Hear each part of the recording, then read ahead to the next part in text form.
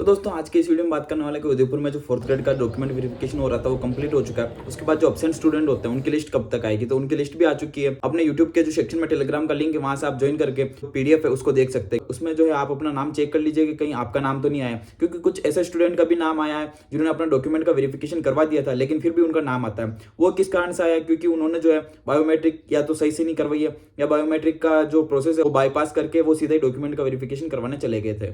बाकी ऐसा कई रीजन होते हैं जैसे कि मानवीय भूल भी होती है। इसकी वजह से क्या होता है कि उन्होंने अपडेट ही नहीं किया उनके डाटाबेस को कि हाँ इस व्यक्ति का जो है डॉक्यूमेंट वेरिफिकेशन हो चुका है। तो कुछ ऐसे कमेंट आए थे कल मेरे वीडियो पे जिसमें उन्होंने बताया कि उनको जो है डीवी होने के बाद भी एब्सेंट की सूची में जो है वो बताया गया। तो सबसे पहले हम बात कर लेते हैं।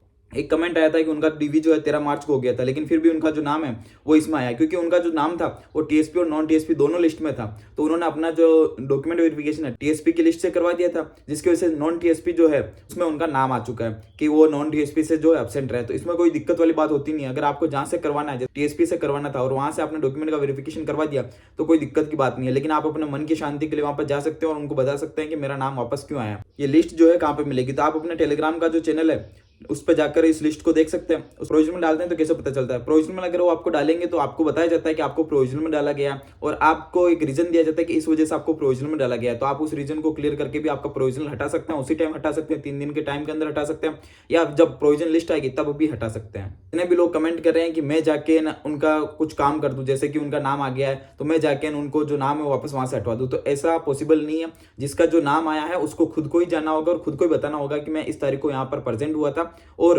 मैंने अपना डॉक्यूमेंट का जो वेरिफिकेशन है करवा दिया था। किसी गलती की वजह से मेरा जो नाम है वापस एब्सेंट स्टूडेंट की लिस्ट में आ गया तो आप उसको वहां से कट कर दें, तो वो लोग क्या होते हैं कि अपनी गलती का सुधार कर लेंगे और आपका नाम जो है एब्सेंट स्टूडेंट की लिस्ट से हटाकर प्रेजेंट स्टूडेंट की जो लिस्ट है उसमें ऐड कर लेंगे।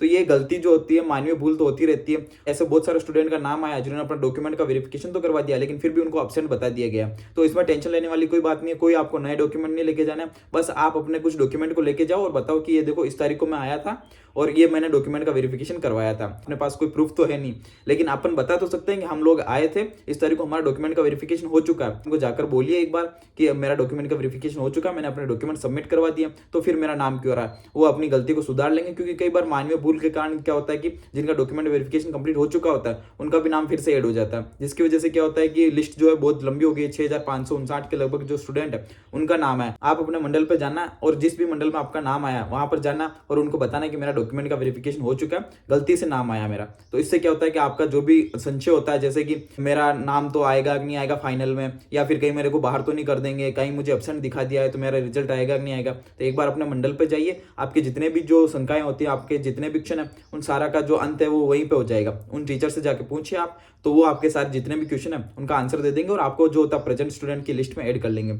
अगर आप यहाँ बैठे बैठे सिर्फ ऐसा सोचेंगे कोई और जाएगा आपकी जगह और वो सारे क्वेश्चन का आंसर लेके आएगा, वो सही नहीं होगा, क्योंकि नौकरी आपकी है, आपको ही जाना पड़ेगा, आपको ही सब कुछ करना पड़ेगा। उसके अलावा प्रोविजन लिस्ट जो होती है, जैसे डॉक्यूमेंट कंप्लीट हो जाएगा प्रोविजन लिस्ट आ जाएगी। प्रोविजन लिस्ट में जो होता है आने के बहुत सारे रीजन होते हैं, अलग अलग कैंडिडेट को अलग अलग वजह से प्रोविजनल किया जाता है। प्रोविजनल में नाम आने के बाद भी कोई टेंशन वाली बात नहीं होती। आपको एक समय दिया जाता है कि इस समय के अंदर आइए और अपना जो जो भी डॉक्यूमेंट बाकी थे आपके वो सही से वापस अपने सबमिट करवाइए, और उसके बाद क्या होता है कि आपको प्रोविजनल से हटा दिया जाता है और पात्र की सूची में डाल दिया जाता है। उसके बाद ही जो होती है फाइनल लिस्ट जो होती है तैयार होती है, क्योंकि प्रोविजनल क्लियर नहीं होता है तो फाइनल लिस्ट भी तैयार नहीं होती है। इस वजह से रिजल्ट भी क्या होता है डिले हो जाता है। तो सबसे पहले प्रोविजनल क्लियर होगी, उसके बाद फाइनल रिजल्ट आएगा, तो उसमें लगेगा टाइम।